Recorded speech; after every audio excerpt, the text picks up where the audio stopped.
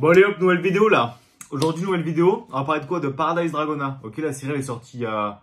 je sais pas, je pense quand vous verrez la vidéo ça fera peut-être 5 jours maximum. En tout cas ça sera moins d'une semaine. Le moment où je tourne la vidéo je crois que c'est peut-être ça fait 2 jours ou 1 jour. Non 2 jours. Et du coup en fait je vais pas vraiment parler de cette série. Enfin si je vais en parler. Mais en fait je vais en parler par rapport à une autre série. Parce que je trouve cette série c'est un peu un équivalent d'une autre série sur Soleil et Lune. Du coup la série en japonais c'est Paradise Dragona et du coup on va parler que des 2 séries mais du coup version japonaise parce que du coup je compare un peu les 2 séries. Voilà, Paradise Dragona c'est SV7A, ok. Et du coup je vais la comparer à Blue Sky Stream. En gros c'est la série avec les Rayquaza. Enfin il y avait Rayquaza, Dracolos. C'est cette série là en japonais qui est dans Évolution Céleste. Parce qu'en fait Paradise Dragona c'est qu'une moitié de série. Il y aura peut-être une ou 2 autres séries qui vont créer EV8. Du coup j'ai l'impression que beaucoup de gens ont de l'attente sur EV8. Ce qui est un peu normal. Ça va même être peut-être une sorte de Évolution Céleste de Écarlate et Violette. Et j'ai l'impression qu'il y en a pas mal qui sont déçus par cette série, donc c'est pour ça que je vais comparer avec l'autre série en fait. Et on va voir un peu, est-ce qu'il y a des similitudes, des points banger? Est-ce qu'en fait non, ça n'a rien à voir?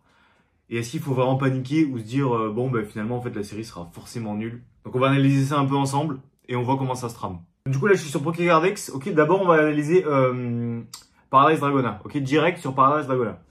Donc déjà, en vrai les ex sont pas mal. Je trouve les ex sont pas mal. Il y a 1, 2, 3, 4, 5, 6. Il y a 6 ex, ok?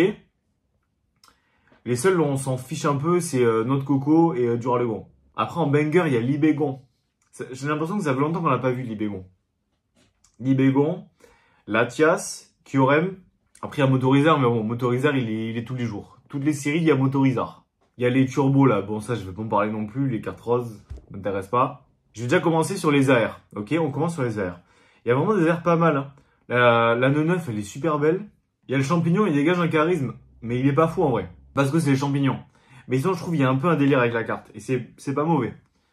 Après, c'est pas ma carte préférée du set, hein, et je pense que ce sera pas la carte préférée du set de beaucoup de gens. Mais la carte est loin d'être si dégueulasse que ça. Ensuite, on a Morpheo. Enfin, ça, je trouve, c'est le genre de carte. En fait, je sais pas, il y a trop de détails qui sont pas assez bien fondus. Je trouve que c'est compliqué de voir un peu tous les éléments. Et c'est aussi bien à la fois, parce que du coup, on est obligé de la regarder plein de fois. En fait, dès que tu regardes quelque part, t'as un nouveau détail. Bon, dentifrice, le poisson dentifrice, là, ça ne nous intéresse pas. Il y en a un cachalot. Je vais vous montrer le cachalot. Je trouve pas la carte hyper belle. Regardez-moi ça, le cachalot, là. Je sais même pas comment il s'appelle, tellement. Ensuite, il y a Poulpaf. Elle est pas super belle. On dirait vraiment une affiche. Genre, vraiment, on dirait une affiche, on dirait pas une carte Pokémon. Et Pomme Drapi, en vrai, ça va. Il a un esprit un peu, je sais pas, un peu antique. Je sais pas comment dire, tropical. C'est pas la meilleure carte, mais elle est pas mal en vrai. Enfin, t'as ça, t'es pas content, mais t'es pas content non plus, t'es pas dégoûté quoi. On va faire avoir ça que rien du tout. Donc là, j'ai parlé un peu des cartes qui m'intéressaient pas. Mais là, je vais parler un peu des bangers de la série. Déjà Latios. Latios incroyable. Je vous montre pas, vous savez très bien à quoi il ressemble.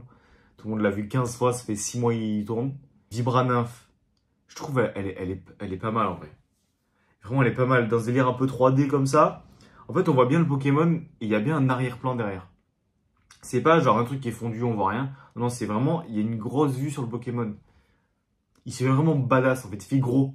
Il prend bien la carte. Je trouve que ce Vibrana fait pas mal. En plus, je trouve le Pokémon n'est pas dégueu, quoi. Hermure. Hermure, en vrai, elle est stylée. Hein. Au début, je l'ai vue, j'aimais pas. Et en fait, tu la regardes 2-3 fois, tu te dis non, en fait, je sais pas, il dégage un truc. On sent qu'il est là tu vois, et il en impose. Hermure pas mal. Hein. Bon, le pomme tatin là, tarte tatin là. Lui, bon, en fait, je l'ai pas dit avant, mais là, je viens de le voir. Et j'aurais mieux fait d'en parler avant. Guerrec, en fait, ça fait un peu le style à la, vous savez, la gératine alternative.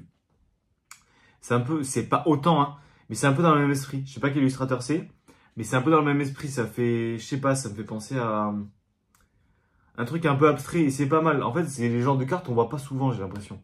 Le genre d'illustration qu'on voit pas souvent. Après, niveau ex, en vrai, la Latia, c'est vraiment pas mal. Bon, après, enfin, les ex full art, j'aime pas vraiment. Les full art, ça m'intéresse pas, j'aime pas du tout. Mais là, la Latia, c'est pas mal. Kyurem aussi, en fait, cette full art, on dirait presque une alternative. J'ai l'impression qu'il y a un décor derrière. C'est vraiment une full art, comme on en voit peu. On voit pas tout le temps des full art. Souvent, c'est une full art avec, je sais pas, juste une couleur dégueulasse. Là, il y a des éclairs un peu partout. Il y a des choses qui se dégagent de la carte. C'est pas comme la Latias. La Latias, c'est vraiment Latias et une couleur derrière. C'est, voilà. La Kyurem, ok, il y a peut-être une couleur derrière, mais il y a des éclairs. Il se passe quelque chose, en fait. On dirait presque une alternative. Après, parce qu'il y a de l'Ibégon, bah en fait, je suis pas fan d'alternative. Enfin, je sais pas, il y a le Pokémon, il est Terra Cristal, il y a que du gris derrière. Ouais, ok, il y a des couleurs un peu partout. À voir comment ça rend, parce qu'en fait, c'est les premières ex-Terra Cristal. Noix de coco, bon, noix de coco. Voilà, après la Latias. Après, il y a 3 alternatives. Enfin, 3 Pokémon alternatifs. La noix de coco.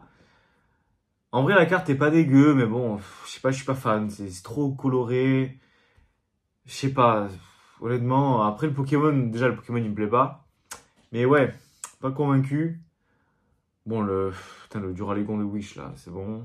Enfin, la carte elle est pas belle. Genre vraiment. En fait, on dirait une full art, mais c'est une alternative. Latias, Masterclass, c'est le charisme. Donc, ouais, en vrai, si on regarde un peu là. Si on regarde un peu, il y a combien de cartes qui sont vraiment bien? Qui sont vraiment pépites. En vrai, il y en a 7. Parce que je viens de rajouter la dresseuse avec Altaria derrière, en alternative. Celle-là, je trouve, elle est pas mal. Hein. J'aime pas trop, mais je trouve, je sais pas, le Altaria et tout, ça dégage un truc. Regardez, c'est celle-là. En vrai, elle est bien. Hein. Enfin, je trouve, je sais pas, je pense que ça, les Japonais, ils vont kiffer. Hein. Parce que de toute façon, les Japonais, dès qu'il y a une femme et un Pokémon, ils kiffent. Donc ouais, en vrai, il y a 7 cartes qui sont pas mal. On peut se dire, ok, c'est pas fou, tu vois, sur le 7. On a connu mieux, on a connu pire. C'est pas la meilleure série, c'est pas la pire série. Mais c'est une série, ça va. C'est au moins un 7. C'est au moins un 6,5, 7, voire 7,5 sur 10. Pour du japonais. Hein. Pas pour la série française. Ça, je parle que du japonais. Ensuite, je vais comparer ça à Blue Sky Stream, la série avec les Rayquaza. Et ok, vous la connaissez, machin. Il y a vraiment plein de cartes pas mal. Les meilleurs, c'est le Dracolos, alternatif. Le Rayquaza alternatif. Le Rayquaza VMAX alternatif. Après, on a pas mal de V qui sont pas mal. On a le Dracolos. On a le Rayquaza. Et on a le Léviator. Ça fait déjà 6 cartes pas mal. Après, les Full Art, je suis pas fan, donc je vais pas les compter dedans. Aussi, à l'époque, on avait les V et les VMAX. Donc, du coup, je vais ajouter les VMAX. Et du coup, en fait, c'est pareil. Ça nous fait rajouter 3 cartes. Le Léviator VMAX et le Rayquaza VMAX. En vrai, le Léviator V Full Art, il est pas mal. Donc, je vais l'ajouter aussi. Ça nous fait vraiment 9 cartes qui sont vraiment banger. Parce que je trouve que là, après, voilà, il y a des Full Art qui sont bien juste parce que le Pokémon est bien. Moi, les Full Art, je suis pas fan. Enfin, la Rayquaza, elle est pas super belle. Il y a que la Léviator que je trouve pas mal. Rayquaza, ouais, pas super belle. La Dracolos non plus. Enfin, je sais pas. Après, il y a les Rainbow. Les Rainbow non plus, en fait, je les compterai pas dedans. Donc, on va se dire, ok, il y a 9 cartes banger. Ok, mais en fait, elles sont banger parce que c'est vraiment des Pokémon qu'on kiffe et qu'elles sont belles. Sur l'autre série, on s'est dit quoi? Il y a 7 cartes banger. Donc, en vrai, c'est un peu équivalent à 2 cartes près. L'autre, faut pas oublier. Hein. Il y avait quoi? Il y avait l'arbre, des Céliandres, il y avait Pyrax. Bon, pas dégueu, mais voilà, il y avait Charmina.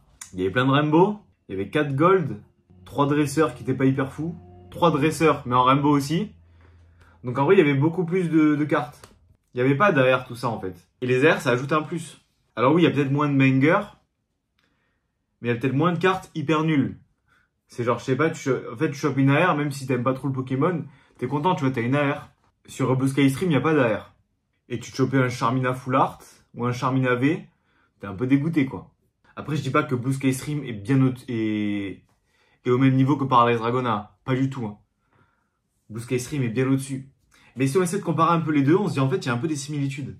Et en vrai, la série, ouais, on est un peu déçus. Mais en fait, on regarde juste cette série-là. Il faut oublier qu'il y aura une autre série en fait qui va compléter tout ça. Et on connaît pas encore les cartes de là-bas. Donc oui, Évolution Céleste, c'est super bien. C'est peut-être ma série préférée. Il y a aussi plein de Pokémon qui sont nuls. Donc c'est pas parce qu'il y a une série qui est bien avec des Pokémon bien qu'il y a que des Pokémon bien dedans. Surtout sur Évolution Céleste. Il y a quand même des cartes qui sont un peu nulles. Et là, dans cette série japonaise, il y a quand même des cartes qui sont nulles, mais il y a quand même des cartes qui sont bien. Et on a que la moitié de la série, plus ou moins. Donc à voir sur l'autre partie du set, le prochain set avec Pikachu. C'est sûr que ce sera peut-être pas aussi bien qu'Évolution Céleste, mais je pense que ce sera une très bonne série de EV. Donc à voir comment ça évolue. Et j'espère que pour la série avec Pikachu, ils vont nous mettre que des pépites. Et peut-être qu'on aura aussi d'autres dragons sur cette série avec Pikachu, on sait pas encore. Donc ouais, je pense que tout n'est pas perdu pour EV8. Ça va être à suivre. Et Paradise Dragona, c'est sûr, c'est pas la meilleure série du bloc.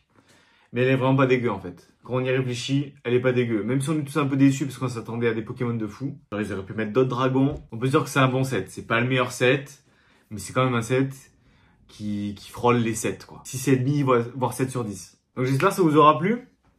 Et que vous voyez un peu l'idée. Peut-être que vous n'êtes pas d'accord avec moi. Hein. Moi je donne mon avis. Après au début, même moi j'étais pas d'accord avec moi au début. Hein. Au début je me suis dit, ah, j'ai vu ça, j'étais un peu dégoûté. Après j'ai regardé un peu plus, je me suis dit, bon, en fait il y a ça, il y a ça. Est-ce que je comparais pas avec l'autre série? Donc ouais, c'est pas que c'est bien ou mieux, c'est que c'est différent. Et je sais même pas si je vais m'en acheter. En vrai, peut-être je vais acheter une petite display pour regarder en scellé. Parce que le display est vraiment joli et il y a la Latias et la Latias dessus. Donc, folie en vrai. Et eux, on les voit pas souvent. Enfin, en ski ultra, tous ces trucs comme ça, on les voit vraiment pas souvent.